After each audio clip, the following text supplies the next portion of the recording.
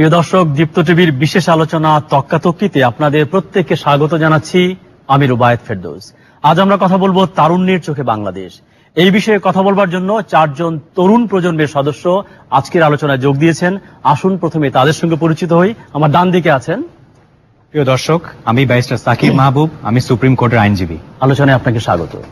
প্রিয় দর্শক, আমি ফাহমি গোলন্দাজ বাবেল, ময়মনসিংহ 10 জাতীয় সংসদ সদস্য। তক্কাতক্কিতে স্বাগত। আমার বাঁ দিকে আছেন প্রিয় দর্শক, আমি ব্যারিস্টার শেরিন সালাম ঐশী, আমি ডিরেক্টর এনভয় গ্রুপ। ওয়েলকাম। প্রিয় দর্শক, আসসালামু আলাইকুম। আমার নাম Risal Mahmud, managing director the pipeline engineers and associates limited. আলোচনায় আপনাকে স্বাগত। প্রিয় দর্শক, আজকের আলোচকদের সঙ্গে পরিচিত হলেন। আমরা আলোচনায় যাব। প্রথমে ফাহমি গোলন্দাজ বাবেল এমপি, আপনাকে দিয়ে শুরু করতে চাই, কারণ রাজনীতি আসলে সব বিষয়গুলোকে নিয়ন্ত্রণ করে। তো সামনের আগামী রাজনীতি আমরা কেমন দেখতে চাই? আমরা বাংলাদেশে হানাহানি রাজনীতি দেখেছি, রক্তাক্ত রাজনীতি দেখেছি, গালমন্দের রাজনীতি দেখেছি। তো আমরা একটা ভালো রাজনীতি আশা করি, সেটি কি পাওয়া সম্ভব আসলে সামনে? কি মনে হয়? আমি মনে করি আমরা আগামীতে হানাহানি ছাড়া সুন্দর একটি রাজনৈতিক পরিবেশ আমাদের জন্য অপেক্ষা করছে এবং এটি হবে ইনশাল্লাহ। এবং আমরা চাই যে শ্রমভিত্তিক এবং অর্থনৈতিক উন্নয়ন থেকে বেরিয়ে এসে আমরা যে বর্তমান ডিজিটাল বাংলাদেশ গড়ার স্বপ্ন নিয়ে যে কাজ করছি, তাতে হচ্ছে মেধাভিত্তিক এবং শিক্ষাভিত্তিক মেধাদেরকে কাজে লাগিয়ে রাজনীতিকে এগিয়ে নিয়ে আসা। এটা হচ্ছে আমাদের বর্তমানে মূল পরিকল্পনা, যেটি আমাদের ভিশন 21। না, কিন্তু আমরা দেখছি তরুণ প্রজন্মের একটা বড় অংশ কিন্তু আমরা দেখছি হল দখল করছে, টেন্ডারবাজি করছে, চাঁদাবাজি করছে। তো এদেরকে কিভাবে এই সুরাজনীতির মধ্যে আনা সম্ভব? আসলে আপনি যেটা বলেছেন যে সেটা আছে, কিন্তু বিগত দিনের চাইতে এখন এই জিনিসটি আরো অনেক বেশি কম হচ্ছে। আপনি যে টেন্ডারবাজি বা হানাহানির কথা বলছেন, এটা আজ থেকে ধরেন 10 বছর আগে, কয়েকদিন আগে আমরা শাহজালাল বিশ্ববিদ্যালয়ে একটা মেয়েকে ছাত্রলীগের একজন কিন্তু কুপিয়েছে, সেগুলো কিন্তু আমরা দেখেছি। আসলে খুব কয়েকদিন আগে, সেটা বলা যাবে না। আসলে হচ্ছে কি, আপনি অ্যাভারেজ যদি সারা বাংলাদেশের চিত্রের কথা চিন্তা করেন, তাহলে ধরেন আপনি একটা বিশ্ববিদ্যালয়ে এরকম দেখেছেন, কিন্তু একটা সময় ছিল যে এরকম প্রায় সব বিশ্ববিদ্যালয়ে এরকম কোনো না কোনো সময় অ্যাক্সিডেন্ট হতো। এখন অ্যাক্সিডেন্ট গুলো হচ্ছে, কিন্তু সেটার সংখ্যার পরিমাণ অনেক কম। আমরা চেষ্টা করছি সেগুলো কিভাবে কমিয়ে নিয়ে আসা যায়। এবং বিশ্ববিদ্যালয় কিংবা কলেজগুলো যে ছাত্র সংসদ নির্বাচন, সেগুলো কিন্তু অনেক বছর হচ্ছে না। তাহলে নতুন নেতৃত্ব আমরা কোথায় পাবো? নতুন নেতা আমরা কোথায় পাবো? আসলে আপনার সংসদ নির্বাচনে যে বিষয়গুলো, সংসদ নির্বাচন হলে নতুন নেতৃত্ব সৃষ্টি হয়, সেটাও ঠিক আছে। সংসদ নির্বাচন, ছাত্র সংসদ নির্বাচন এখন বন্ধ আছে। আসলে একটা সময় ছিল যখন এই ছাত্র সংসদকে নির্বাচনকে কেন্দ্র করে অনেক ধরনের হানাহানি হতো। এটা আপনার বিশেষ করে আপনার 90 দশকের দিকে, ওই সময়কার কথা বলছি, যে ওই সময় আপনার অনেক বেশি হানাহানি হতো ছাত্র রাজনীতিতে। এইসব কারণেই হয়তো ছাত্র সংসদ নির্বাচনগুলো আপাতত বন্ধ আছে। তবে সরকারের ইচ্ছা আছে যে ছাত্র সংসদ নির্বাচনের মাধ্যমে নতুন নেতৃত্ব সৃষ্টি করা যায় কিভাবে। আর তাছাড়াও তো ছাত্র রাজনীতি তো আমাদের দেশে চলমান আছে। ছাত্রলীগের রাজনীতি হচ্ছে, ছাত্র দলের রাজনীতি হচ্ছে, অন্যান্য ছাত্র সংগঠনগুলোর রাজনীতি হচ্ছে। আমরা তো তাদের মাঝখান থেকেও আমরা নতুন নেতৃত্ব আমাদের তৈরি করছি। আমি আপনার কাছে আবারও আসবো। ব্যারিস্টার শেরিন সালাম, আপনি যদি বলেন যে এই যে অর্থনীতি, ব্যবসা, আইনের শাসন, কেমন বাংলাদেশ এখন চলছে এবং কেমন বাংলাদেশ আপনি প্রত্যাশা করেন? স্বপ্নটা কেমন? ধন্যবাদ প্রশ্নের জন্য। আমরা যখন বাংলাদেশকে এখন দেখি, আজ থেকে 20 বছর আগে যদি আমরা ফিরে যাই, আমরা বাংলাদেশকে দেখবো যে আমরা একটি বেসিক্যালি ইম্পোর্ট বেসড নেশন ছিলাম। আমাদের এখানে এক্সপোর্ট তেমন হতো না, হলেও প্রপোর্শনেটলি নেগলিজিবল ছিল তখন। আমাদের এই যে আরএমজি সেক্টর বলেন, ইন্ডাস্ট্রিয়ালাইজেশন বলেন, এটি late 1970s and early 1980s এ স্টার্ট হয়েছে। হাঁটি হাঁটি পা করে এই যে 35 বছরের জার্নিটা এটা করেছে, এটা আসলে কিন্তু অনেক রিমার্কেবল। আমরা যদি স্ট্যাটিস্টিক্স দেখি 2015-16 ফিস্ক্যাল ইয়ারে আমরা দেখেছি যে ওয়ার্ল্ড মার্কেট সাইজটা যদি আমরা বলতে চাই, তখন অ্যাপ্রক্সিমেটলি আমাদের ওয়ার্ল্ড মার্কেটের সাইজটা হবে হচ্ছে $445 বিলিয়ন। এর মধ্যে এটা আমাদের শুনে ভালো লাগবে যে বাংলাদেশ একটি অ্যাপ্রক্সিমেটলি 5.9% এর মার্কেট ক্যাপচার করেছে, উইথ অ্যাবাউট $28 বিলিয়ন এর export, and Bangladesh is the second largest in the world. এই সিমিলার জিনিসটা নিয়ে যদি আমরা ফিউচার পরিকল্পনাটা করি, আমাদের যেরকম আমাদের মাননীয় প্রধানমন্ত্রীর একটি 2021-এর একটি পরিকল্পনা আছে যে দেশটিকে আমরা একভাবে গড়ে তুলবো। আরএমজি সেক্টর বা ইন্ডাস্ট্রিজ বলেন, তাদের একটি 2020 ভিশন আছে। এই 2020 ভিশনে আমরা এক্সপেক্ট করছি ইন্টারন্যাশনাল আমাদের যে ওয়ার্ল্ড মার্কেট সাইজটা আছে, ওটি অ্যাপ্রক্সিমেটলি $600 বিলিয়ন হয়ে যাবে। তখন বাংলাদেশ একটি ছোট ভিশন রেখেছে যে ইনশাআল্লাহ আমরা এই অ্যাপ্রক্সিমেটলি 5.9% এর মার্কেট ক্যাপচারটা আমরা 8% করে ফেলবো।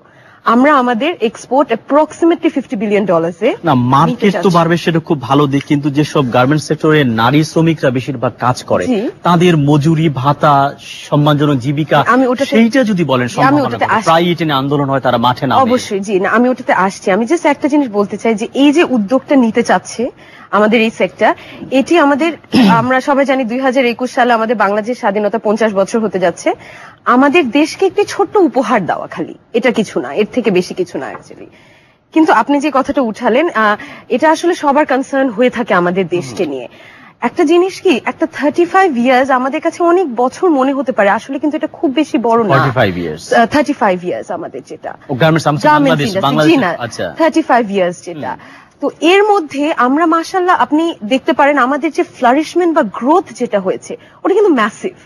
আমরা যেভাবে উন্নত দেশের সাথে আপনি এই এক্সপোর্ট বলেন এগুলোর সাথে আমরা কম্পিট করে যাচ্ছি, আমাদের কম্পিটিটিভ লেবারটা কিন্তু আমাদের ওয়েলথ, এটা কিন্তু আমাদের বার্ডেন না, এটা আমাদের ওয়েলথ। এটাকে ছাড়া আমরা আরএমজি সেক্টরে বলা হচ্ছে যে সস্তা শ্রমটাকে এক্সপ্লয়েট করা হচ্ছে। এটাকে আমরা সস্তা শ্রম বলবো না, এটা হচ্ছে আমাদের কম্পিটিটিভ লেবার। কম্পিটিটিভ লেবারটার কারণেই কিন্তু বাংলাদেশ মাথা উঁচু করে অন্যান্য দেশের সাথে কম্পিট করে এই অ্যাপারেল ইন্ডাস্ট্রিটা চালিয়ে যাচ্ছে। কার রক্তের বিনিময়ে তারা কিসে মজুরি পাচ্ছে? এটা ফ্যাক্টরিতে প্রায় আগুন লাগা হচ্ছে, শ্রমিকরা পুড়ে মারা যাচ্ছে, তো কার বিনিময়ে গ্রোথ হচ্ছে, টাকা হচ্ছে? অবশ্যই এই জিনিস তাদেরকে সেই সম্মানটা তারা পাচ্ছে কিনা? যেরকম ফামি ভাইয়া বললো, আপনি কিন্তু সেই প্রশ্ন অ্যাড্রেস করছেন না, সেটা আনা উচিত। যাচ্ছি যেটা ফামি ভাইয়া বললো, প্রিভিয়াসলি অনেক জায়গায় সমস্যা হতো, ইভেন্চুয়ালি এখন অনেক কম হচ্ছে। আমরা যদি ওই গ্রোথ রেটটা দেখি, ইভেন্চুয়ালি আগে অনেক ফ্যাক্টরিতে অনেক সমস্যা হতো, এখন আমরা দেখেছি যে কিছু ফ্যাক্টরিতে এটা অনেক বড় সরে হয়তো বা হচ্ছে, কেননা এখনকার আরএমজি ইন্ডাস্ট্রিজ গুলো অনেক বড়, প্রবলেম গুলো তখন ছোট হলো, তখন ওগুলো অনেক বড় হয়ে যাচ্ছে। এবং যে আমরা বেতন ভাতা বা এটা নিয়ে কথা বলছি, এটা নিয়ে যদি আমি বলে থাকি, even the most untrained and নতুন ঢুকছে যে ওয়ার্কারটা, তার কোনো স্কিল নেই, তার মিনিমাম ওয়েজ হচ্ছে 5,300 plus with an attendance incentive that is becoming 5,800 and he is taking away home approximately 7,000 টাকা উইথ ওভারটাইম এন্ড এভরিথিং। কিছু কিছু, আমি এটা বলবো না যে কিছু কিছু আরএমজিতে সমস্যা হয়নি, কিন্তু এক্সেপশনস আপনি সব লটেই পাবেন। এবং এইটাকে আমি সবাইকে পরিবেশ কেমন, রানা প্লাজা দেখেছি, তাজরিন দেখেছি। আমি যদি রানা প্লাজার কথা বলতে যাই, Rana Plaza was an extremely unfortunate event, and আমার respect for all the martyrs, আমি তাদেরকে মার্টার্সই বলবো এখানে। কিন্তু রানা প্লাজার পর থেকে আমাদের মাননীয় প্রধানমন্ত্রী সরকার এবং আমাদের গভর্নমেন্ট এবং আইএলওর যৌথ প্রচেষ্টা একটি র্যাপিড অ্যাকশন প্ল্যান হয়েছে, যেগুলো বায়ের একটি নতুন ইনিশিয়েটিভ এনেছে, ওটাকে আমরা অ্যাকর্ড এন্ড অ্যালায়েন্স নর্মাল কথায় বলে থাকি। এই অ্যাকর্ড এন্ড অ্যালায়েন্সে যে রিলোকেশন কিংবা রিমিডিয়েশনটা হচ্ছে, এইটার উপর ভিত্তি করে আমি বলতে পারি যে আমাদের যে প্রচেষ্টাটা আছে 2018 সালের জুলাইয়ের মধ্যে সবগুলো শেষ করা, এর মধ্যে আই উড বিলিভ যে এই যে ছোটখাটো খুঁত আমরা কোনো ফ্যাক্টরিতে পেয়ে থাকছি, ইনশাল্লাহ এটাও থাকবে না। জি, আশাবাদের জন্য ধন্যবাদ। ব্যারিস্টার সাকিব মাহবুব, আপনি কিভাবে দেখছেন এই বিশেষ করে আইনের শাসন, বিচার পাওয়ার অধিকার, আমাদের গরিব প্রান্তিক মানুষরা ঠিক বিচার পায় না, এটা একটা এলিটিস্ট জায়গার মধ্যে আটকে গেছে, তো সামনে কেমন হবে? আসলে আইনের শাসনের ব্যাপারটাও সমাজের এবং রাজনীতির অন্যান্য যে দিকগুলো রয়েছে সেটা থেকে আলাদা না। আপনি যখন দেখবেন যে সরকারের অন্যান্য অঙ্গগুলোতেও যেভাবে মানুষকে, যেখানে একজন গরিব মানুষের যেখানে তাকে সেটার অ্যাক্সেস পেতে কঠিন হচ্ছে, আইন বিচার ব্যবস্থা তো সেম একই ব্যাপারটা হচ্ছে।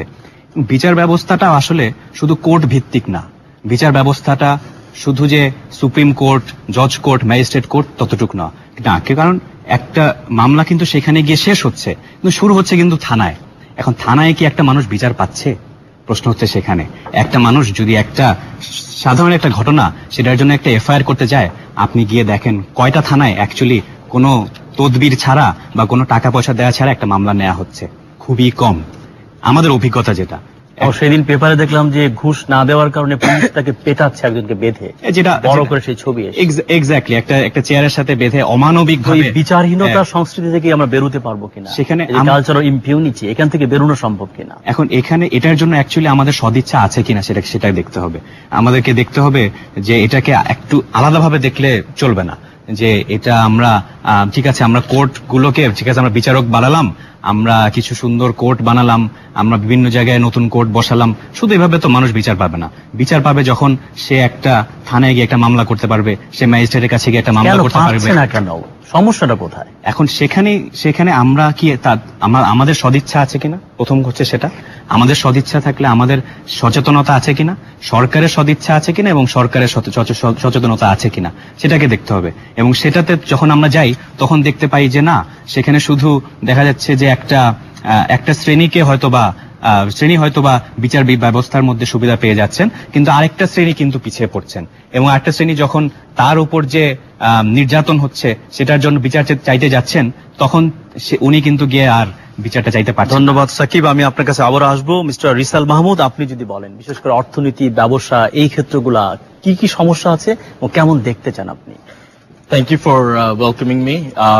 আমি অ্যাকচুয়ালি সাকিবের কথা থেকে একটু আগাতে চাই। লাইক আমি যেটা মনে করি, বাংলাদেশ যে ফ্যাক্টর গুলার উপর আমাদের দেশটাকে আমরা এগিয়ে নিতে চাই, যে ফান্ডামেন্টাল ফ্যাক্টর গুলো আছে এখানে, law enforcement, legal, health care, education, and in the true sense democracy as well. এখানে আমরা ডেফিনেটলি একটু পিছিয়ে আছি। এখানে আমাদের যেই ম্যাস লেভেলে আমরা সিটিজেন্স প্রডিউস করছি, এখানে একটা শ্রেণীতে যে certain class of citizens progress করার পরে ওরা হয়তো দেশে থাকছে না, দেশ থেকে চলে যাচ্ছে। সো এটার জন্য মানে বাংলাদেশকে আমি মনে করি এখানে we are losing a lot of productive class of people that can really contribute to the country. আমাদের এখানে আমি ইনফ্রাস্ট্রাকচার এনার্জিতে কাজ করি। আমি বাংলাদেশে এসেছি 2009-এ, 2009 থেকে আমি কাজ করছি। আমি যেটা এখানে লক্ষ্য করলাম যে although we have a lot of engineers, আমাদের এখানে ইঞ্জিনিয়াররা আছে, আমাদের এখানে অনেক আমরা যাদেরকে আদম বলি, but they are the real treasures of this country, যে আমাদের এখানে ম্যান পাওয়ার, লেবার ফোর্স, এরা আমাদের এই ইনফ্রাস্ট্রাকচার ইন্ডাস্ট্রিতে কিন্তু বিদেশে যে অনেক কাজ করছে, বাট এনারা বাংলাদেশে এসে আমরা এদেরকে ইউটিলাইজ করতে পারছি না। তো এইখানে আমি মনে করি যে এইখানে আমাদের বাংলাদেশকে যদি আমরা আরো স্কিল বেসড একটা কান্ট্রি করতে পারি, then we can actually utilize this workforce and manpower quite productively. আর আপনার এখানে ইনফ্রাস্ট্রাকচারে যে বাংলাদেশ যে ভাবে এগিয়ে যাচ্ছে, আমরা to be honest with you, যে in the last 10 years যে কাজ হয়েছে ইনফ্রাস্ট্রাকচারে, এটা আনএক্সপেক্টেড। আমরা এখন 15,000 মেগাওয়াট পাওয়ার প্রডিউস করছি। এটা আপনার সাপ্রেস ডিমান্ডও আছে আরো ধরেন হয়তো 10,000 মেগাওয়াট। এই যুগে 2016-এ আমরা আপনার still 30% of the country does not have power permeability. That means that আমরা এখানে পাওয়ার পৌঁছাতে পারি নাই। That to me is unacceptable. So আমরা এই যুগে we still have to keep trying or try our best to make sure that এই 100% এলাকায় সমস্ত মানুষই বিদ্যুতের আওতায় আসবে। এই নিয়ে আমরা আরো কথা বলবো। প্রিয় দর্শক, আমাদের সঙ্গে থাকুন। তক্কাতক্কিতে ছোট্ট বিরতি নিচ্ছি, ফিরছি কিন্তু এখনই। কথা বলছিলাম তারুণ্যের চোখে বাংলাদেশ। দেখছেন talk show Takkatakki. Away from the heat, a cool retreat. There's Bella Silva, guava and toffee. Yeah, you heard it right. Bellissimo Nielo natural flavor and creamy texture guava or toffee ice cream. Take a cool retreat from the heat. দুনিয়ায় ঘুরছে ঘুরো, কিন্তু মাথাটা ঘুরে গেলে অতিথির কি হবে? সৈয়দা ফাতেমা কাজী ফার্মস কিচেনের পণ্য সামগ্রী থেকে বেছে নিন আপনার পছন্দের খাবার। সতেজ উপাদানে তৈরি স্বাস্থ্যসম্মত আর সুস্বাদু খাবার মুহূর্তেই রেডি। আপ্যায়নের ভয় আর নয়। কাজী ফার্মস কিচেন, ভালো খান নিশ্চিন্তে।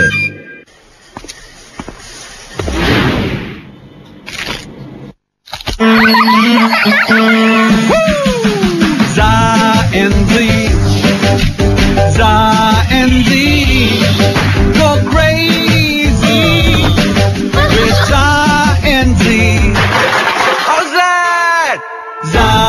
রাইসের প্রতিটি আইসক্রিম এতই আমি মুখে দিলে বেরিয়ে আসবে ভেতরের বাচ্চা মেয়ে। ডায়ান্টি গো ক্রেজি। দেখছেন টক শো তক্কাতক্কি।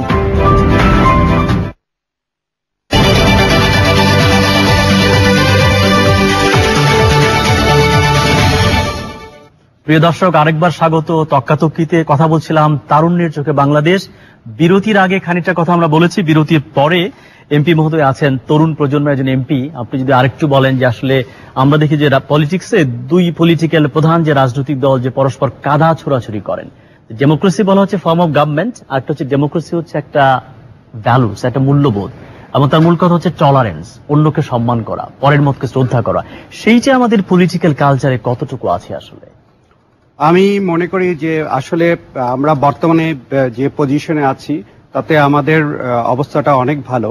আমরা যদি আজকে জাতীয় সংসদ যখন চলাকালীন সময় আমরা দেখেছি, আমরা সরকারি দল এবং বিরোধী দল আমরা যখন আলোচনায় বসি বা রাজনৈতিক কথায় আসি, যখন আইন পাশ করতে বসি, তখন কিন্তু আমাদের কাজের উপর তাদের অবজেকশন থাকে, তারা বক্তব্য দেয়, পছন্দ না হলে অনেক সুন্দর ভাষায় তারা অ্যাপ্রোচিং করে, তারা বলে যে আপনার এই জায়গায় ভুল আছে বা আপনারা এই জায়গায় আরেকটু ডেভেলপ করলে ভালো হবে।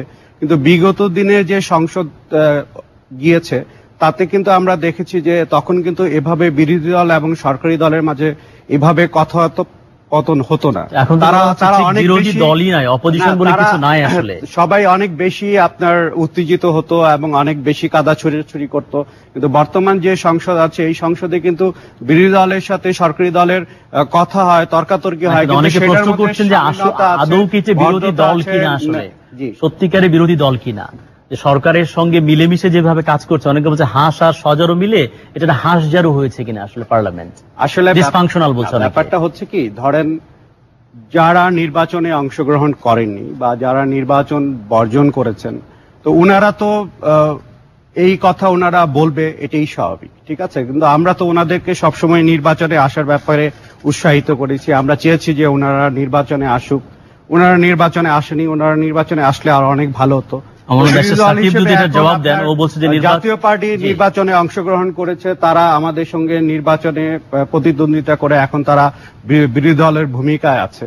হ্যাঁ, তো এখানে তো আসলে আমাদের কিছু করার ছিল না। সাকিব মাহবুব, নির্বাচন এখনো ভাবেছে অ্যাকচুয়ালি নির্বাচন, গণতন্ত্রটা আসলে কিন্তু নির্বাচন শুধু নির্বাচনের ক্ষেত্রে লিমিট করা যাবে না।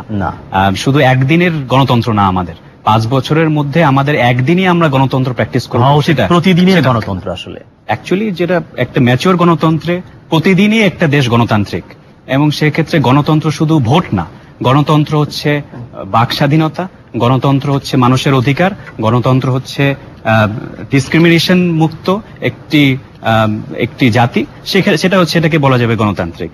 এখন বাবেল ভাইয়ের কথার পিঠে একটু কথা বলতে হয় যে আপনি প্রশ্ন করেছেন যে অ্যাকচুয়ালি এটা কি সরকারি দলের একটি অংশ কিনা। সেক্ষেত্রে বিরোধী দলের একজন মন্ত্রী যখন সরকারি দলে থাকেন, ক্যাবিনেটে থাকেন, সেটাকে অ্যাকচুয়ালি বিরোধী দল বলা যায়, এটা নিয়ে আমার সন্দেহ আছে। আমি ওই বিষয়ে বেশি যেতে চাচ্ছি না।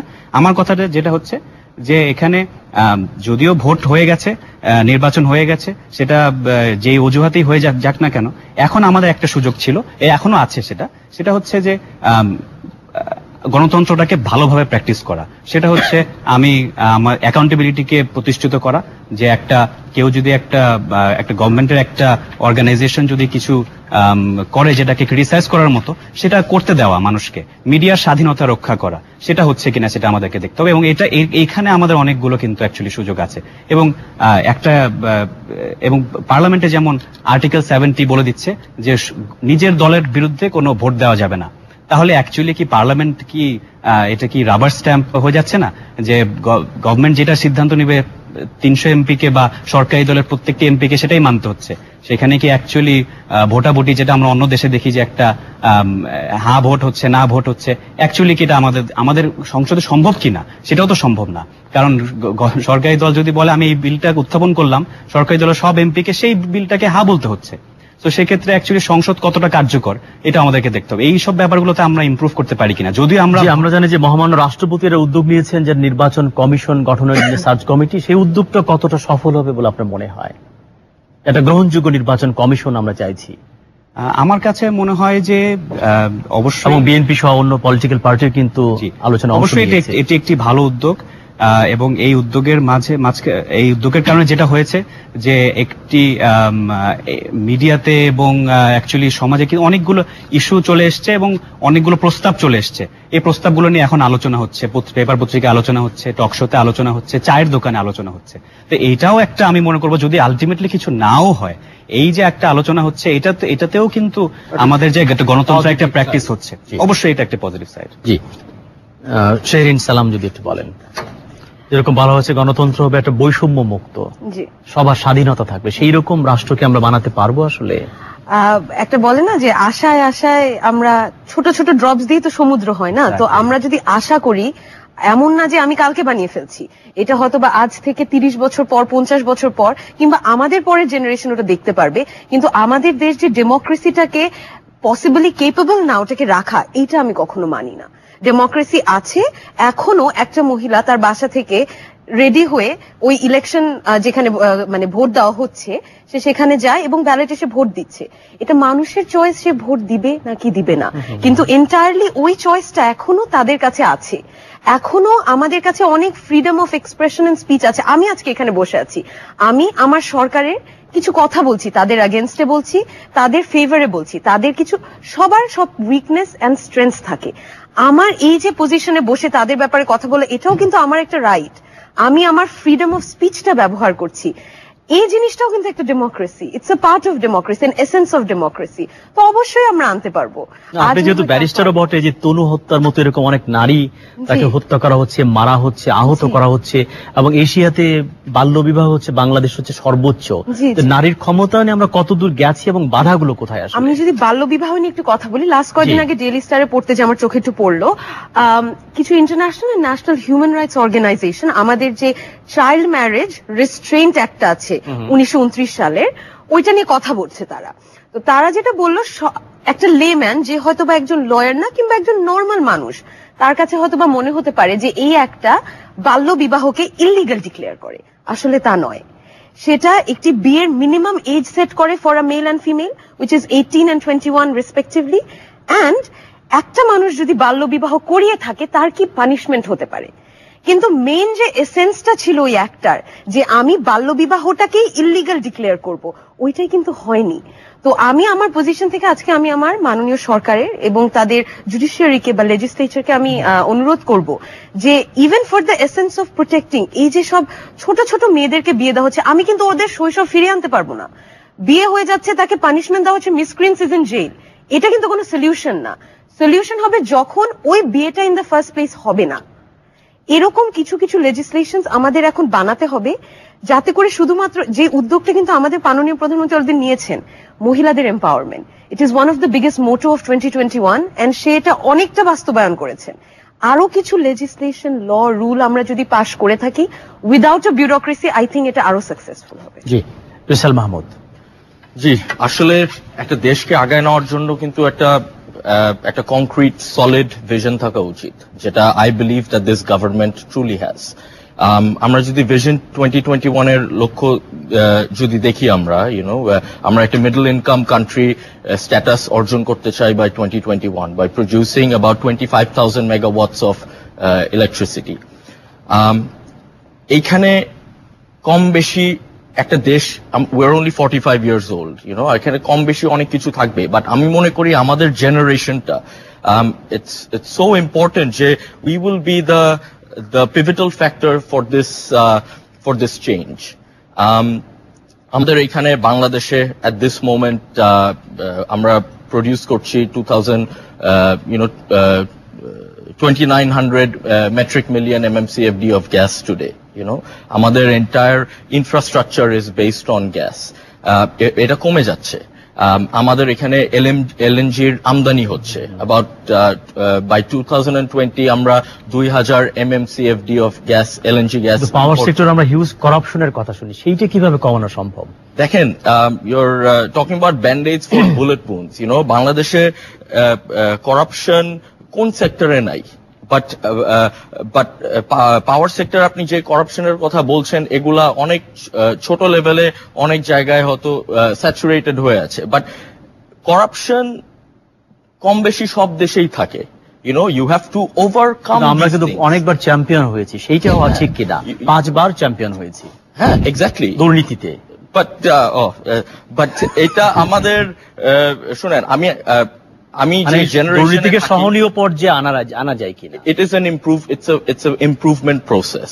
ওকে, আমাদের এটা অ্যাকসেপ্ট করে নিতে হবে। বাট আপনি তরুণ প্রজন্মের মানুষ, যে পাওয়ার প্ল্যান্ট আমরা চাই, কিন্তু রামপাল ব্যাপারে আপনার প্রশ্ন কি? এনভায়রনমেন্ট এন্ড বিদ্যুৎ, এইটা একটা সমন্বয় করবো কিভাবে? এটা একটা মোরাল কনান্ড্রাম আমার ক্ষেত্রে। ওকে, আমরা বাংলাদেশকে যদি আগায় নিতে হয়, আমাদের যেই ক্যাপাসিটির অফ পাওয়ার দিতে হবে টু আওয়ার পপুলেশন, আমরা প্রায় অলমোস্ট 200 কোটি মানুষ at the size of Tasmania. It's smaller than the island of Tasmania of Australia. So আমাদের এইখানে যে আমাদের আয়ের about 2 to 3% ইলেকট্রিসিটির উপরে খরচ, এর চেয়ে বেশি খরচ করা উচিত না। সো এটার সলিউশন কোল বেস পাওয়ার প্ল্যান্ট ছাড়া আর কেউ দিতে পারবে না। ওকে, আর আপনি যদি পাওয়ার মানুষের কাছে পৌঁছে না দিতে পারেন, এটার যে অ্যাডভার্স এনভায়রনমেন্টাল ইম্প্যাক্ট, যে মানুষ এখানে লাকড়ি কেটে চুলা জ্বালানো হচ্ছে, এখানে পপুলেশন বাড়ছে, ট্রান্সমিশনের জন্য আমাদের আরো কস্ট বাড়ছে। Power electricity transmission is the cheapest and most efficient form of transmission. So আমাদেরকে এখানে পাওয়ারের যে প্রোডাকশন আমরা দিব, কিন্তু এট এনি কস্ট আমরা দিব কিনা? হ্যাঁ, বাট এখানে বলা হচ্ছে যে বিদ্যুৎ কেন্দ্রের জন্য অনেক জায়গা আছে, কিন্তু সুন্দরবন আমাদের এক চাই। টেকনোলজি অনেক কিছু ওভারকাম করে। আজকে আমাদের যেই টেকনোলজি আমাদের কাছে এসছে, আমরা অনেক সোশ্যাল, অনেক এনভায়রনমেন্টাল ইম্প্যাক্টস আমরা মিটিগেট করতে পারি। Rampal has provided a solution. যাই হোক, মানে এটার ডেফিনেটলি যদি ঠিক আছে, এ নিয়ে আমি আসবো বিরতির পরে। প্রিয় দর্শক, আমাদের সঙ্গে থাকুন। আরেকবার বিরতি দিচ্ছি, একটু পরেই ফিরে আসবো। কথা বলছিলাম তারুণ্যের চোখে বাংলাদেশ।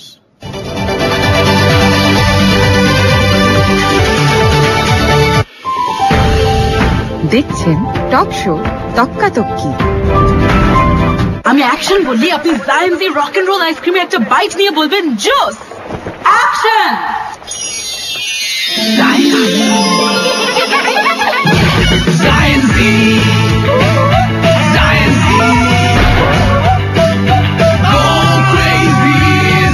স্ট্রবেরি ভ্যানিলা আর ম্যাঙ্গো ভ্যানিলা কম্বিনেশনে বাচ্চামির নতুন রকিং স্বাদ নিয়ে এলো সায়েন্সি রক এন্ড রোল আইসক্রিম। এতই আমি বেরিয়ে আসে বাচ্চামি। Away from the heat, a cool retreat. There's Bellissima, guava and toffee. Yeah, you heard it right. Bellissimo Nielo natural flavor and creamy texture guava or toffee ice cream. Take a cool retreat from the heat. দুনিয়া ঘুরছে ঘুরো, কিন্তু মাথাটা ঘুরে গেলে অতিথির কি হবে? সৈয়দা ফাতেমা কাজী ফার্মস কিচেনের পণ্য সামগ্রী থেকে বেছে নিন আপনার পছন্দের খাবার। সতেজ উপাদানে তৈরি স্বাস্থ্যসম্মত আর সুস্বাদু খাবার মুহূর্তেই রেডি। আপ্যায়নের ভয় আর নয়। কাজী ফার্মস কিচেন, ভালো খান নিশ্চিন্ত। দেখছেন টক শো তক্কাতক্কি।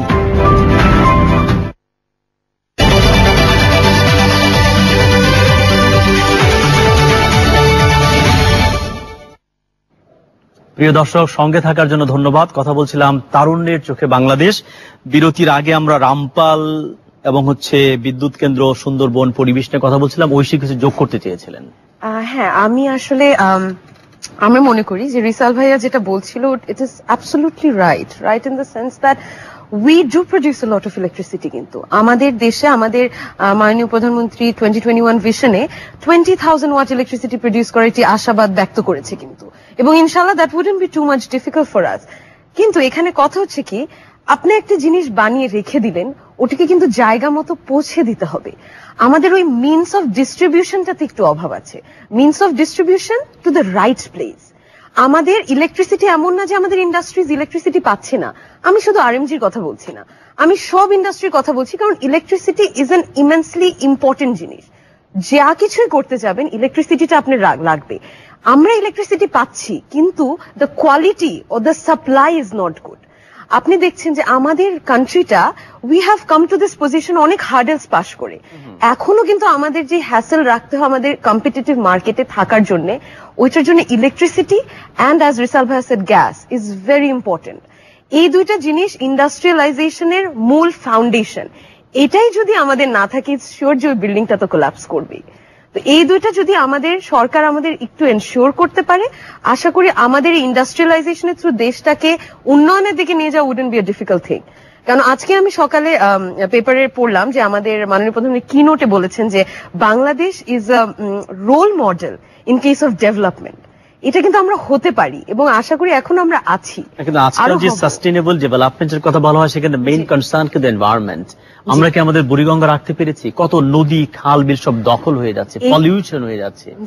এই যে থেকে কিভাবে রক্ষা করা যায়? ডেভেলপমেন্ট চাইবো, পরিবেশকে নষ্ট না অবশ্যই পরিবেশ is a very important thing. এটাকে দেশের উন্নয়ন করে গেলাম একদিকে এবং দেশটিকে নষ্ট করে গেলাম একদিকে, এটা তো আসলে হবে না। কিন্তু একটা জিনিস আমাদের বুঝতে হবে, আমাদের মানুষ তুলনায় আমাদের দেশটা যেরকম, আমাদের দেশের ইন্ডাস্ট্রিয়ালাইজেশন স্টার্ট হয়েছে তো এই যে রিসেন্ট মানে পাস্ট 15-20 ইয়ার্সে, এই টাইমের মধ্যে আমাদের অনেক রুরাল এরিয়াসে যেখানে অনেক গাছপালা ছিল, আমাদের মানুষের এমপ্লয়মেন্ট কিংবা তাদের চাহিদা কিংবা তাদের কর্মসংস্থা করার দায় কিন্তু কাটা হয়েছে। এটা আমাদের ইররেসপন্সিবিলিটি বলবো কিংবা আমাদের নেগলিজেন্স বলবো যে আমরা হয়তো বা ওটাকে অন্য কোনো ভাবে বাস্তবায়ন করতে পারিনি। কিন্তু আসলে ইটস ভেরি ইম্পর্টেন্ট আমাদের জন্য। দরকারে আমরা তো কাটবো, কিন্তু কাটবার পর আমরা লাগাচ্ছি কিনা না, এই জন্য এই উদ্যোগগুলো এখানে একটা রিসাল কিছু বলতে যাচ্ছে। আমি যেটা বলতে চাচ্ছিলাম যে আমরাও কিন্তু একটা part of the environment, human beings, you know. So আমাদের এখানে বাংলাদেশে একটা ডিলেমা আসে যে আমরা পভার্টি ইম্পভারিশ করব, পভার্টি ইরাডিকেট করব, নাকি আমরা এনভায়রনমেন্ট বাঁচাবো। সো আমাদের পপুলেশনটা আমাদের একটা রুট প্রবলেম হয়ে দাঁড়ায়। I was just reading in the newspapers যে গাজীপুরে একটা পাইপলাইন হচ্ছে, গ্যাস পাইপলাইন হচ্ছে 3 কিলোমিটারের, যেটার জন্য 13,000 গাছ কেটে ফেলা হচ্ছে। বাট সরকার কিন্তু তিতাসকে বলেছে যে 13,000-এর জায়গায় আপনার এখানে 25,000 গাছ লাগাতে হবে।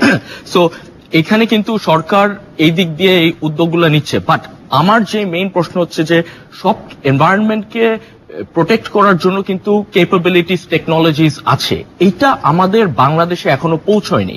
আমরা কিন্তু আমার কোম্পানি পিল, we are here in the industry for about 40 years. আমরা 40 বছর ধরে গ্যাস লাইনে, পাওয়ার সেক্টরে কাজ করছি, কিন্তু আজ পর্যন্ত কি বাংলাদেশ থেকে কোনো একটা ইঞ্জিনিয়ারিং এন্ড কনস্ট্রাকশন কোম্পানি দেশের বাইরে যে এই কাজ করতে পেরেছে? না, আমরা পারিনি। এখনো বিদেশ থেকে কন্ট্রাক্টররা আসছে, আমাদের এই সেক্টরে কাজ করছে, because we are dependent on them. এটার জন্য আমাদের cost is increasing, are also আমাদের যে এখানে স্কোপ অফ ওয়ার্ক, আমাদের যে ক্যাপাবিলিটি, এগুলো আমাদের কিন্তু এক্সপ্যান্ড করছে না। এইটার জন্য আমি মনে করি সরকারদের যতটা প্রোডাকশন সেক্টরে, প্রোডাক্ট সেক্টরে যতটা সাপোর্ট করেছে in terms of taxes, vats, duties, customs, এই জিনিসগুলা, এটা সার্ভিস সেক্টরেও এই জিনিসটা আনতে হবে। সার্ভিস সেক্টর কিন্তু একটা বিগ এমপ্লয়ার, সো আমাদের এখানে আমাদের স্পেসিফিক কাজে যে যেমন ঐশী আপু বললেন যে আরএনজি সেক্টরে নারীরা অনেক কাজ করে, আমরা কিন্তু পুরুষদের এই লেবার সাইডটা কিন্তু আমরা এখানে অনেক এমপ্লয় করি। In our company alone, we employ about 3,000 to 3,500 people in unskilled and semi-skilled labor. So আমরা এখানে কিন্তু বাংলাদেশকে শুধু এডুকেটেড করলে হবে না, we want an interactive society, interactive working class, যেখানে স্কিল সেটটাকে প্রাধান্য। আমি আসবো আবার কাছে।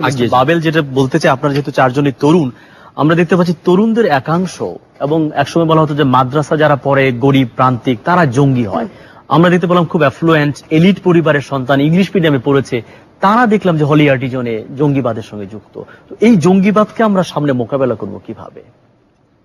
আপনি অনেক সুন্দর একটি প্রশ্ন করেছেন। এই জঙ্গিবাদ আমাদের দেশের জন্য এবং সমাজ ব্যবস্থার জন্য, সবার জন্য অত্যন্ত একটি ঝুঁকিপূর্ণ অবস্থানে আছে। এই জঙ্গিবাদকে নিয়ন্ত্রণ করার জন্য আমাদের সরকার সমস্ত সেক্টরে তারা কাজ করে যাচ্ছে। আপনারা দেখেছেন যে আমরা কিন্তু ইসলামিক ফাউন্ডেশনের মাধ্যমে মসজিদে বিভিন্ন জায়গায় আমরা কিন্তু তাদেরকে বলি যে জঙ্গিবাদের ব্যাপারে যেন তাদেরকে ক্লিয়ার ধারণা দেওয়া হয়। আর আপনি যেটা বলেছেন যে একসময় মানুষের ধারণা ছিল যে যারা মাদ্রাসায় পড়াশোনা করে, হ্যাঁ, ওই লেভেলের লোকজন জঙ্গলি হওয়ার সম্ভাবনা বেশি থাকে বা তাদেরকে মিসগাইড করার সম্ভাবনা বেশি থাকে। কিন্তু আমরা ইদানিং দেখলাম যে আপনার অনেক প্রাইভেট ইউনিভার্সিটি থেকে ভালো ভালো ইউনিভার্সিটির ছেলেরা আপনার এভাবে চলে যাচ্ছে। তো আমরা অনেক জায়গায় গবেষণা করে আপনার আমাদের আইন শৃঙ্খলা বাহিনীর সাথে কথা বলে বিভিন্ন মিটিং এ আমরা দেখেছি যে এই ম্যাক্সিমাম পিপল যারা আছে তারা পারিবারিকভাবে তারা সুখী না। দেখা গেছে যে ব্রোকেন ফ্যামিলির ছেলে মেয়ে বা তাদের ফ্যামিলির ভিতরে কোনো একটা সমস্যা আছে, মানে একটা হতাশা, বিষণ্ণতা, আছে, বা frustration, দেখা গেছে যে সেই হতাশা থেকে তারা ড্রাগ অ্যাডিক্টেড হয়ে যাচ্ছে। তো এই ধরনের ছেলে মেয়েদেরকে ওই আইএসআই জঙ্গি সংগঠনের প্রধান যারা তারা এবং তাদের যারা সেকেন্ড ইন কমান্ড বা যাদের হ্যান্ডেলিং করে যারা আছে তারা তাদেরকে রিক্রুটমেন্ট করছে এবং ওদেরকে ওই হতাশা এবং ব্রোকেন ফ্যামিলির ছেলেদেরকে তারা এভাবে জঙ্গি বানানোর ক্ষেত্রে তারা তাদেরকে টার্গেট করছে। আর যে কারণেই আপনার এই প্রাইভেট ইউনিভার্সিটি যে স্টুডেন্টরা যারা আছে যারা অ্যাডিক্টেড বা ব্রোকেন ফ্যামিলি, হ্যাঁ, ওদেরকেই ওরা অস্ত্র হিসেবে ব্যবহার করছে। এটা আমাদের জন্য অত্যন্ত মানে তরুণদের একটা অংশকে আমরা দেখতে পাচ্ছি। আমি আসলে বাবেল ভাইয়ের একটা কথার সাথে সম্পূর্ণ একাত্মতা প্রকাশ করে বলতে চাই যে অ্যাড করতে চাই যে এটা অ্যাকচুয়ালি একটা একদিক দিয়ে একটা সামাজিক একটা ব্যাধি। কারণ যেটা হচ্ছে যে আমরা যখন ফ্যামিলির ভিতরে যখন আমরা ইউনিটি রাখতে পারছি না, সেখানে আমরা বাচ্চাদেরকে রাইট ওয়েতে তাদেরকে নিতে পারছি না, তাদেরকে গাইড করতে পারছি না, তখনই কিন্তু হয় তারা ড্রাগ অ্যাডিক্ট হয়ে যাচ্ছে আর নাহলে তারা জঙ্গিবাদের দিকে চলে যাচ্ছে অথবা অন্য কোনো এক্সট্রিম দিকে চলে যাচ্ছে। একটা ছেলেকে সেই রকম ভাবেই তাকে মানে সমাজ থেকে বিচ্ছিন্ন হতে হবে যে আমি বাবা মা ভাই বোন ফ্রেন্ড কাউকে কেয়ার করি না, আমি জীবন দিয়ে দিব, এইটা ওই পজিশনে যেতে হলে ধর্মের একটা অপব্যাখ্যা করা হচ্ছে। এবং আপনি দেখবেন যে যারা এখন পর্যন্ত যারা হোলি আর্টিজানের সঙ্গে ছিল এবং পরেও এরকম হয়েছে তাদের কেউই কিন্তু মাদ্রাসা ব্যাকগ্রাউন্ডের ছিলেন না, হয়তো একজন দুজন ছিলেন।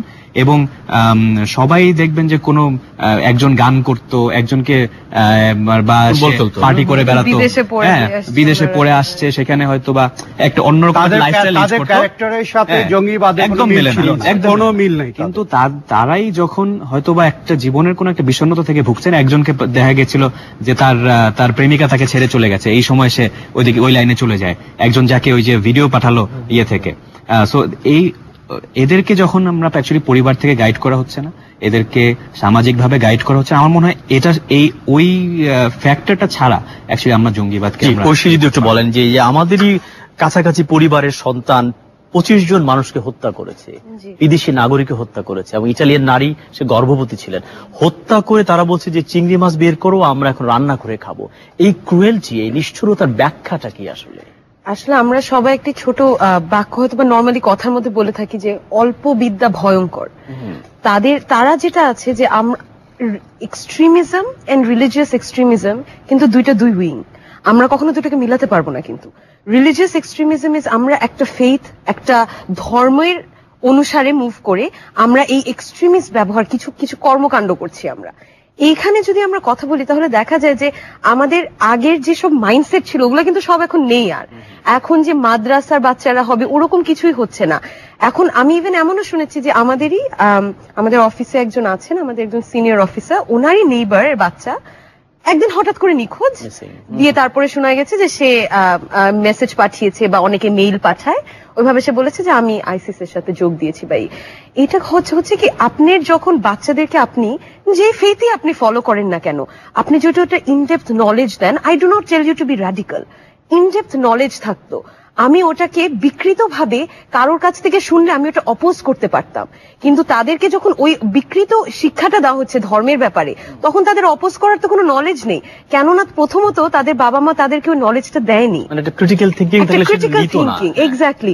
সে যদি জানতো যে এটা ধারণাটা ছিল না, এক্স্যাক্টলি। অনেক নারীকেও দেখছি আমরা জঙ্গিবাদী যুক্ত, এখন ব্যাখ্যা কি পাবো আমরা? আসলে তাদের জন্য যেটা ইজি টার্গেট, তারা ওটাকে ইনফ্লুয়েন্স করছে। একটা নারী যে বোরখা পরে, তাকে যদি আপনি তার বাচ্চার মাথায় বন্দুক রেখে যদি বলেন যে আপনার এখন বোম নিয়ে ওখানে যেতে হবে, এটা তো তার আসলে বলার কিছু নেই।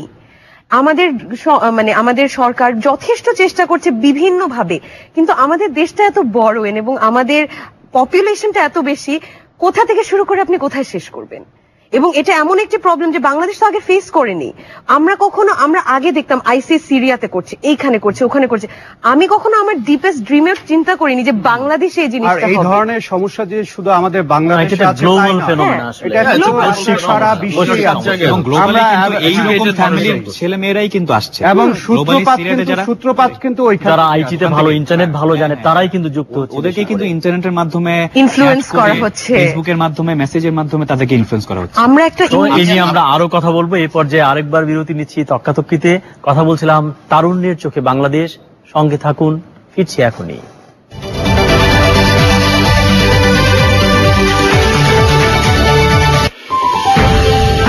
দেখছেন talk show Takkatakki. Away from the heat, a cool retreat. There's Bella Silva, guava, and toffee. Yeah, you heard it right. Bellissimo Nielo natural flavor and creamy texture guava or toffee ice cream. Take a cool retreat from the heat.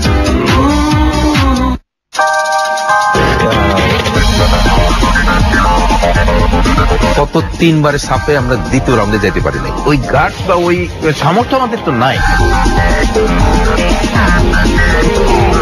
Australia একটা insular একটা পজিশনে থাকে। We must respect there decision also. একটা বিশাল experience তারা miss করছে। খেলাধুলা নিয়ে দীপ্ত টিভির বিশেষ সংলাপ স্পোর্টস উইকেন্ড, বৃহস্পতি ও শুক্রবার রাত 12টায়। দুনিয়া ঘুরছে ঘুরো, কিন্তু মাথাটা ঘুরে গেলে অতিথির কি হবে? সৈয়দা ফাতেমা কাজী ফার্মস কিচেনের পণ্য সামগ্রী থেকে বেছে নিন আপনার পছন্দের খাবার। সতেজ উপাদানে তৈরি স্বাস্থ্যসম্মত আর সুস্বাদু খাবার মুহূর্তেই রেডি। আপ্যায়নের ভয় আর নয়। কাজী ফার্মস কিচেন, ভালো খান নিশ্চিন্তে।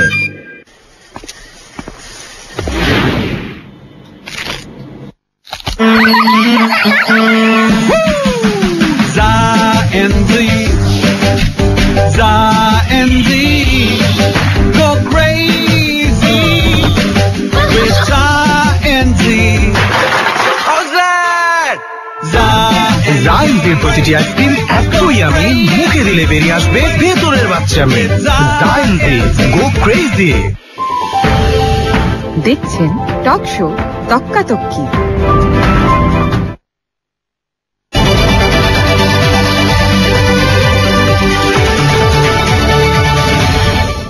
প্রিয় দর্শক, তক্কাতক্কিতে স্বাগত আরেকবার। কথা বলছিলাম তারুণ্যের চোখে বাংলাদেশ। এই পর্যায়ে আমরা 4 জন তরুণ যাদের ক্ষেত্রে তারা খুব প্রতিষ্ঠিত। আমরা আরো সামনে তাকাতে চাই, মধ্যমায়ের দেশ থেকে উচ্চ আয়ের বাংলাদেশ যেতে চাই এবং একটা গণতান্ত্রিক, বৈষম্যমুক্ত, মানবিক বাংলাদেশ আমরা আসলে চাই। তো সেই বাংলাদেশ নির্মাণের জন্য কি করণীয় আসলে? এমপি মহোদয়, আপনি যদি শুরু করেন, কার কি করণীয়, কি করা যেতে পারে?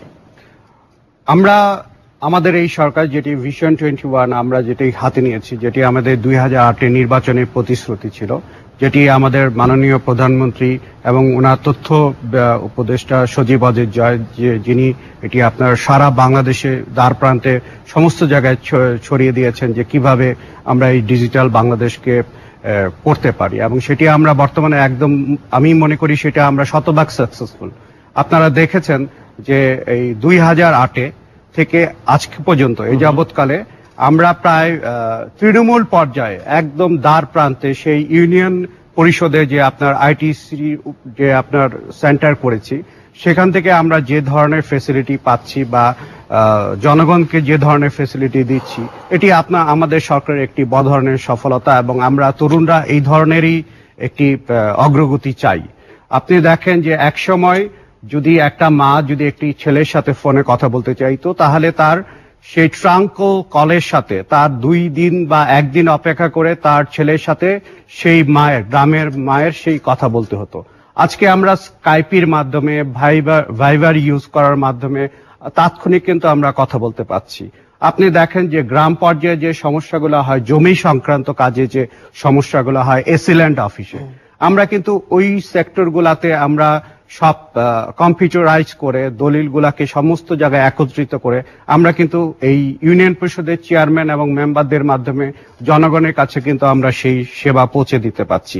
এটি কিন্তু শুধুমাত্র সহজ হয়েছে এই ডিজিটাল বাংলাদেশ করার মাধ্যমে এবং ইন্টারনেটের ব্যবহারের মাধ্যমে। ধন্যবাদ। মিস্টার রিসাল মাহমুদ, বুলেট আকারে করণীয় কি সামনের সময়ে? আমাদেরকে এডুকেশনটাকে ইমপ্রুভ করতে হবে। ওকে, আমাদেরকে ডিসেন্ট্রালাইজ করতে হবে। ঢাকার বাইরে অন্য যে বড় বড় শহরগুলো আছে এগুলাকে কসমোপলিটন মেট্রোপলিটন সিটিজ হিসেবে এস্টাবলিশ করতে হবে।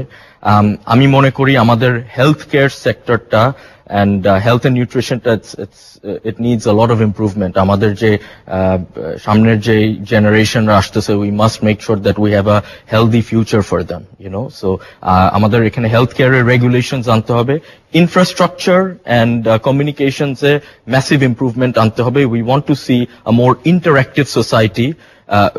আমাদের যে হোমোজিনিয়াস বাংলাদেশ সোসাইটিটা আছে, but we want to see that everyone across all over Bangladesh are interacting and working with each other. So এটার জন্য কমিউনিকেশনস চ্যানেলগুলো আমাদের আরো ইমপ্রুভ করতে হবে।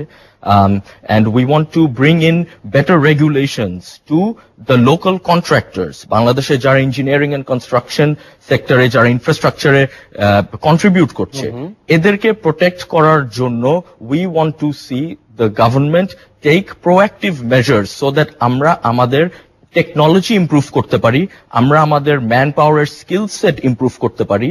আর আমরা বাংলাদেশে যে কাজ হচ্ছে, যে চায়না $20 বিলিয়ন নিয়ে আসছে, ইন্ডিয়া $2 বিলিয়ন দিচ্ছে, এই কাজগুলা আমাদের ফর পস্টেরিটি আমরাই নিজেরাই করব। এই ক্ষমতায় যখন আমরা আসতে পারবো, then we can talk about 2040 and being a developed country. Mister Sakib Mahbub, করণীয়? আমার মনে হয় যেই উন্নয়ন চাই হোক, সেই উন্নয়নটা সাস্টেইনেবল হতে হবে এবং উন্নয়নের ফলটাকে সমাজের প্রত্যেকটা স্তরে ছড়িয়ে দিতে হবে।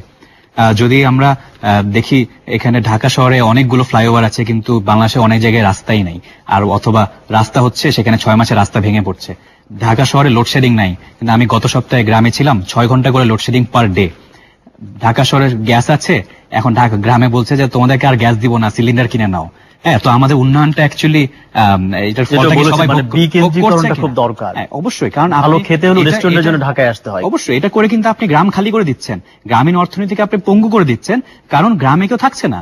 গ্রামে আপনি এখন আর থাকতে পারবেন না, গ্রামে সেখানে আপনার বিদ্যুৎ নাই, সেখানে রাস্তা নাই, কিছু নাই, সেখানে আপনার জন্য অবশ্যই শহরে এসে বস্তিতে থাকছে মানুষ। তো এইটা যাতে আমাদের না হয়, আমাদেরকে খেয়াল রাখতে অবশ্যই উন্নয়নের ফলটা যাতে সারা দেশে ছড়িয়ে পড়ে, এবং শুধুমাত্র তাহলেই আমরা অ্যাকচুয়ালি অর্থনৈতিকভাবে সমৃদ্ধ। জিডিপি দেখে আসলে আমাদের কোনো লাভ নাই। জিডিপি হচ্ছে আমার দেশ কতটুকু বড় লোক হলো, সেটা দেখে একটা সাধারণ মানুষের আসলে কিছুই আসে যায় না। সাধারণ মানুষ যে একদম নিচের লেভেলে আছে, তার লাইফের কি ইমপ্রুভমেন্ট আমরা করতে পারছি, সেটাই আমাদেরকে দেখতে হবে আসলে। ঐশী, করণীয়? 2 ওয়ার্ডে যদি বলতে চাই, ক্ষুধামুক্ত দারিদ্র্যমুক্ত বাংলাদেশ দেখতে চাই। কিন্তু এটা এত ইজি না, সত্যি কথা বলতে। এটা একদিনে হবে না, আজকে হবে না, কালকে হবে না, অনেক বছর লাগবে। একটা সোশ্যাল সেফটি নেট যেটা আমরা বলি, এডুকেশন এন্ড হেলথ। আমি কেন চিকিৎসার জন্য সিঙ্গাপুরে যাব? ফ্র্যাঙ্কলি আমিও মাঝে মাঝে যাই, কিন্তু আমি কেন যাব? আমার দেশের health facility would be as improved as any other country. অন্য দেশ থেকে বরং মানুষ আমাদের এখানে আসবে, এরকম হবে আমাদের এডুকেশন সিস্টেমটা। Equality for all. এডুকেশন সব জায়গায় পাই, গুড এডুকেশন পাই না আমরা। এডুকেশন অনেক এক্সপেন্সিভ, গুড এডুকেশন অনেক দাম। আমাদের যে তারুণ্য সমাজটা আছে, উইচ ইজ আমাদের ডিপেন্ডেন্ট সমাজের থেকে বেশি কিন্তু তারুণ্য সমাজ অনেক বেশি। তার মানে আমাদের দেশটা কিন্তু একদম পজিটিভের দিকে এগিয়ে যাচ্ছে। আমাদের দেশে কখনো অভাব হবে না। কিন্তু এই যে আমাদের তারুণ্য সমাজ, এদেরকে শিক্ষিত করার দায়িত্ব কার? পার্সোনালি আমাদের, এবং যৌথভাবে সমাজের, গভর্নমেন্টে, সবাই মিলে শিক্ষাটাকে তাদের কাছে অ্যাভেলেবল করে দেওয়া। আমাদের যে মাননীয় প্রধানমন্ত্রী যে উদ্যোগ নিয়েছে, কোয়ালিটি এডুকেশন, বই দেওয়া, আমাদেরকে অনেক আমাদেরকে অনেক বই দিয়েছে, কিন্তু কি দেখা গেল, কিছু মিস্টেকস আছে বইতে। এখন আমরা যেটা বললাম, ফাউন্ডেশনে যদি বিল্ডিং এর নড়বড় থাকে, তাহলে বিল্ডিংটা তো পড়ে যাবে, কখনো টিকবে না। তারপরে আমরা যদি ইন্ডাস্ট্রিয়ালাইজেশন নিয়ে কথা বলি, biggest international revenue generating sector আমাদের বাংলাদেশের।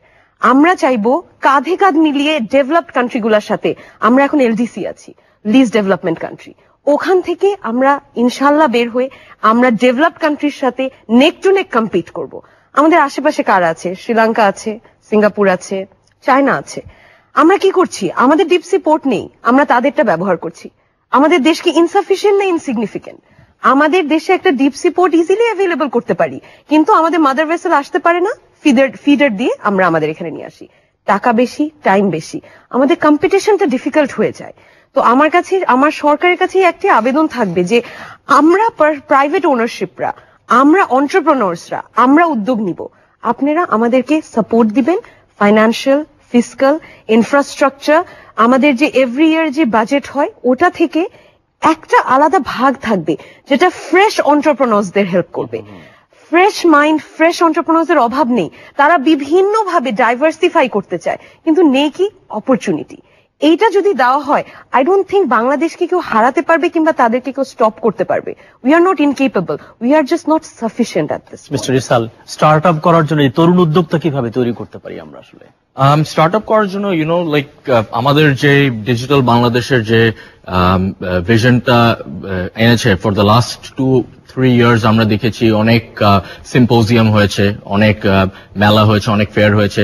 এখানে বিভিন্ন জায়গা থেকে বাংলাদেশের এন্টারপ্রেনিউরস, ইনোভেটরসরা কিন্তু আসছে, it's a melting pot. But আমাদের এখানে যে ইন্টারনেট কানেক্টিভিটি, আমাদের বেসিক ইনফ্রাস্ট্রাকচার, এখানে আমাদের ইমপ্রুভমেন্ট আসতে হবে। আমাদের যে স্কিলস টাকে আরো কনসেন্ট্রেট করতে হবে, যে আমাদের ইনস্টিটিউশন গুলা জানি আরো ফার্দার ফোর্টিফাইড হয়, ইন্ডিপেন্ডেন্ট থাকে, আর এখান থেকে ইনস্টিটিউশনস গুলা থেকে আমরা প্রত্যেক বছর জানি একটা steady flow of engineers or skill based workers, এটা যেন আমরা প্রডিউস করতে পারি, তাহলে আমরা we can be self sufficient in that sense of having good startup. Mister Sakib, 30 second. তরুণ উদ্যোক্তাদের যদি একটু ওই প্রসঙ্গে একটু বলি, আমাদের এখনো এটা অবশ্যই লাস্ট 2-3 বছরের রিসার্চের সাথে আমি কমপ্লিটলি সহমত যে গত 2-3 বছরে এটার একটা বুম হয়েছে, কিন্তু আমাদের এখনো রেগুলেটরি ইস্যুজ আছে। ফর এক্সাম্পল, একটা তরুণ উদ্যোক্তাকে যখন কোম্পানি রেজিস্ট্রেশন করতে যেতে হয় তাকে মিনিমাম 30,000 টাকা ঘুষ দিতে হয়। তারপর তাকে যখন ট্রেড লাইসেন্স করতে হয় তাকে বেশ কিছু টাকা ঘুষ দিতে হয়, এবং প্রতিটা স্তরে কিন্তু এগুলো করতে হয়, যেটা একটা তরুণ উদ্যোক্তা কখনোই চায় না। কিভাবে দূর করা যায় এই অনিয়মটা? এটা অ্যাকচুয়ালি আমাদের এটা তো has to come from the top. এখানে যদি আমরা গভর্নমেন্ট থেকে আমরা বিউরোক্রেসিতে তাদেরকে আমরা ফেলে দিচ্ছি, আমরা তাদেরকে কিন্তু ডিসকারেজ করছি। আমি একটু এক্সাম্পল দেই, আমরা ধানমন্ডিতে কয়েকটা ফুড কার্ট বসিয়েছিল, হঠাৎ তাদেরকে এসে পুলিশ উঠিয়ে দিয়ে বললো যে না, তোমরা থাকতে পারবা না। তারা বার্গার বিক্রি করতো, তো তাদেরকে তারা বললো যে ওই যে পাশে যে ফুচকা বিক্রি করছে ওকে তো ধরলেন না। বলে না, তোমরা ও তো এখানে অনেক বছর ধরে আছে, ওর অসুবিধা নাই, ও বড়লোকের ছেলে, ওকে ধরছে আর কি। সো এইটা হচ্ছে আমাদের তরুণ উদ্যোক্তাদের কিছু অভিজ্ঞতা। আমি বলবো না সবার অভিজ্ঞতা খারাপ, অনেকের অভিজ্ঞতা ভালো। আমাদেরকে এগুলোর দিকে একটু মনোযোগ দিতে হবে, যাতে যারা এগিয়ে আসছে তারা যাতে পিছিয়ে না যায়, তারা যাতে সুবিধাগুলো পায়, এবং সরকার যাতে তাদের দিকে ভালোভাবে সুদৃষ্টিতে তাকায়। Mister bubble. জি, আসলে তরুণ উদ্যোক্তা যারা আছে তাদের ব্যাপারে সরকার কিন্তু অনেক বেশি পজিটিভ। আপনি দেখেন যে আমরা যারা এই পার্লামেন্টে অনেক সংসদ সদস্য আছি, এবার তরুণ সংসদ সদস্য আমার ধারণা 35 এর উপরে আছে, যেটা বিগত দিনে কোনোদিন কোন সরকারের আমলে এই পরিমাণ তরুণ ইয়াংগেস্ট পার্লামেন্ট মেম্বার কখনো ছিল না।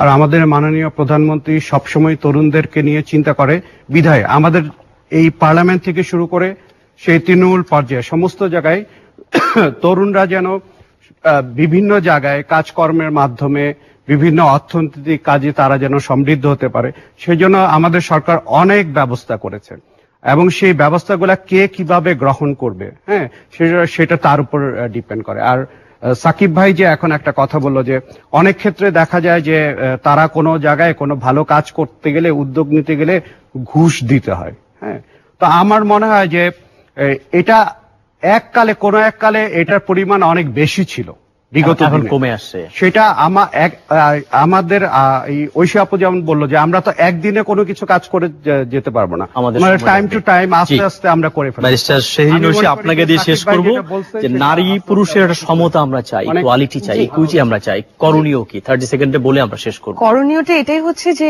দুইটাই জেন্ডার মিলে কিন্তু আমাদের পপুলেশন হয়। এক একটা দেশের স্ট্রেংথ কিন্তু নিজেদের মতো তাদের বানিয়ে নিতে হয়। আমাদের পপুলেশন আছে, এটাকে যদি বার্ডেন হিসেবে দেখি বার্ডেন, আমরা যদি স্ট্রেংথ হিসেবে দেখি স্ট্রেংথ। আরএমজি সেক্টরে অসংখ্য নারী, স্কিলড নারীরা কাজ করে যাচ্ছে, তারা যদি এটা করতে পারে তারা কিন্তু অনেক কিছুই করতে পারে।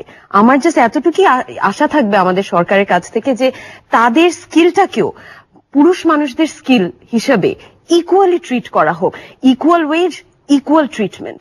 তাহলে একমাত্র এই দেশ অন্য দেশের সাথে কাঁধে কাঁধ মিলিয়ে সাকসেসের দিকে এগিয়ে যাবে। অনেক ধন্যবাদ আসবার জন্য, কথা বলবার জন্য। প্রিয় দর্শক, আপনাদেরকে ধন্যবাদ আমাদের সঙ্গে থাকবার জন্য। আমরা মনে করি তর্কহীন আর প্রশ্নহীন সমাজ মানে মৃত সমাজ। সমাজ, অর্থনীতি ও রাষ্ট্রের গুণগত পরিবর্তনের জন্য দরকার চলমান ঘটনার অনুপুঙ্খ বিশ্লেষণ, ও নির্ভুল আলোচনা। দরকার প্রাণবন্ত বিতর্ক, মুক্ত প্রান্ত সংলাপ। আমরা বিশ্বাস করি বুদ্ধিভিত্তিক বিতর্ক সৃজনশীল হবে ঠিকই, কিন্তু কখনো কখনো তা নির্মম হতে পারে। তক্কাতক্কি তেমন একটি বুদ্ধিভিত্তিক মঞ্চ নির্মাণে প্রয়াসী। অনুষ্ঠান সম্পর্কে মতামত জানাতে ইমেইল করুন তক্কাতক্কি@দীপ্ত.tv-তে। ভালো থাকুন, নিরাপদে থাকুন এবং দীপ্ত টিভির সঙ্গেই থাকুন।